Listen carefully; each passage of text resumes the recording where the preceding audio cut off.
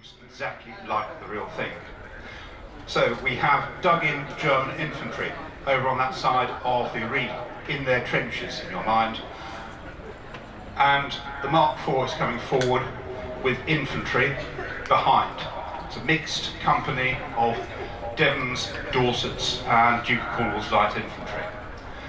Now that tank is slow, only does about 2 miles an hour across country, but that doesn't really matter because its job is to go forward, provide cover for the infantry and knock out the enemy positions. That's a male, twin 6-pounder guns and sponsons either side, weighs about 28 tons, so it will flatten the barbed wire. Inside a crew of 8. Tanks coming forward, the infantry are coming under fire. They have gone into cover, they're coming forward behind the tank. It's like having an immense armoured shield moving in front of you.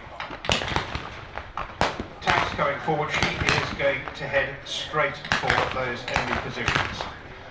The enemy are continuing to fire, brave German Lancers. These things are terrifying. Imagine seeing one of those coming towards you. She's opened up with her 6 pounds. 6-pound common shell, high explosive shell. Infantry moving up in cover of the tank, getting closer now. The first time that German infantry actually came across tanks, they were utterly petrified. They didn't know what the things were. German NCO actually ran off down the trench shouting, "There's a crocodile coming." And the enemy are retreating. There's a Lewis gun. He has taken up a flanking position. Lewis gun, light machine gun, some extra firepower, and the rifle, yes, in the lead, carried by the British infantry. Now, we've got another armoured vehicle. Now, I said that one was a replica. This is the real deal. It makes me immensely happy to see this little Renault FT tank coming towards us, more than 100 years old. About 3,000 of these were built by Renault, by the French company, and they are a different kettle of fish to the British heavy tank. Weighs about 7.5 tons, not much faster, about 3.5 miles an hour, and machine gun armed with a crew of 2. But the thing about this, the little Renault FT sets the pattern for every tank afterwards. It's got an engine at the back, the crew at the front, it's got a traversable turret with either a machine gun or a 37mm Brutto cannon. It's a cracking little vehicle, and these are in service for a long time. Built 1917, 1918, they're still around during World War II. In fact, some of them were captured by the German army and used as a Panzer. And the 2 tanks will now close in on the enemy position. The enemy will be drawn back to a second line, but they're still fighting, they're still firing. As the Renault goes past, you can see she's got if it looks like she's got suspension, these things are extremely bumpy and unpleasant. Mark IV's firing, you put down some more 6-pounder rounds. I don't think the enemy can stand too much more of this. As the tank goes forward, our infantry will close in behind. And imagine that tank going forward, crushing the wire, crushing those entanglements, about to loom up above your trench. Terrifying experience if you're on the other side.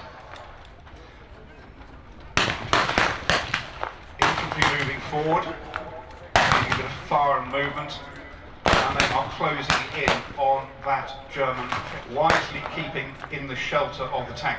That's not vulnerable. That Mark IV's got armour about 12mm thick.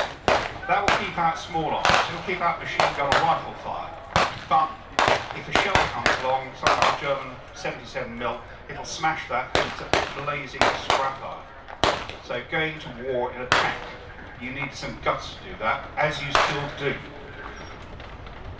Our infantry have taken the German position, the enemy have very wisely withdrawn. And the 2 tanks are coming in to finish things off. Yeah.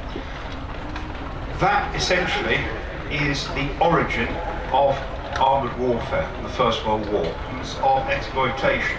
If you want to liken that thing that you push up to your opponent's castle walls and knock them down. Slow, lumbering, but they did the job. And at Cambrai, in November 1917, the tanks were used in large numbers for the first time, 279 of them, and they smashed a hole in the toughest bit of German front line, the Siegfriedstellung, which was 6 miles wide, 4 miles deep, for remarkably few casualties. Now, we've got another vehicle, another very important vehicle coming in. This is a Liberty truck. And this again is another original. Brought over here by our friend Rowley, the guy who has also constructed the First World War encampments. Give our infantry a wave, give them a cheer.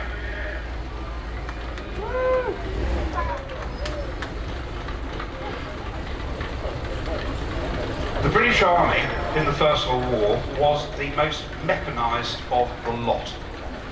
We are very keen to use motor vehicles, whether they be as ambulances or tenders or like this, a 3 to 5 ton truck. The Liberty truck is American built, and like World War II, when it really came into play, the US industrial machine went to work. The Liberty truck is a truck that's actually designed by the US Quartermaster Department. Up to that point, they'd be using lots and lots of different vehicles, lots of different types that needed different spares. It was all a bit chaotic. So they thought, right, we need one single type. And the design they come up with is this, the Liberty truck. The design is pushed out to a number of manufacturers, and 98 million of them were used. The Liberty truck is making her way off. Do go, when you've got a moment, go and have a look at the First World War encampments, and the trench system, and the dugout, and possibly. Rowley has done a superb job. There's a reproduction 8-inch howitzer in